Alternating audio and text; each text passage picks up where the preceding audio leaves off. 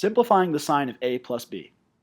So we can simplify the sine of a plus b by expressing it in terms of trigonometric functions of just a and just b. Our result is that the sine of a plus b equals the sine of a times the cosine of b plus the sine of b times the cosine of a.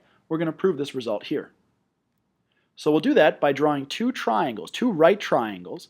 The top triangle in orange has an angle A, and the bottom triangle in blue has an angle B. Now these two angles, A and B, share a common adjacent with length V. We labeled the other sides W, X, Y, and Z accordingly.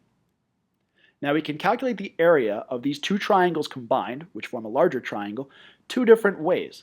The first way we can find the area of this triangle is to take two sides, multiply them together, and then multiply that result by the sine of the angle in between those two sides, and then dividing by 2. So in this case, we can multiply x by z, and then multiply that by the sine of a plus b, the angle in between x and z, and dividing by 2. Now another way we can calculate the area of this triangle is to use the formula 1/2 times base times height. So if we rotate the triangle, we can see that the base has length y plus w and the height has length v. So the area is 1/2 times y plus w times v, which we can simplify as vy over 2 plus vw over 2. So now we should set these two results equal. We calculate the area of this large triangle, the orange and the blue triangle together, two different ways, and these two results have to be equal to each other. So our first result was xz sine of a plus b over 2, and our second result was vw over 2 plus vy over 2. So this is our equation that we're going to use to solve for the sine of a plus b.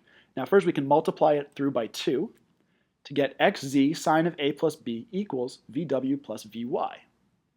And now we'll divide both sides by xz to get that the sine of a plus b equals vw over xz plus vy over xz.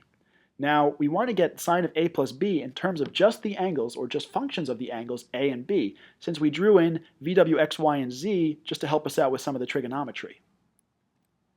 So here's our result, and we'll note that vw over xz can be written as w over x times v over z, and vy over xz can be written as v over x times y over z. So now we notice that the sine of a in our top triangle is w over x, and the cosine of a is v over x. And similarly, in the bottom triangle, the sine of b is y over z, and the cosine of b is v over z.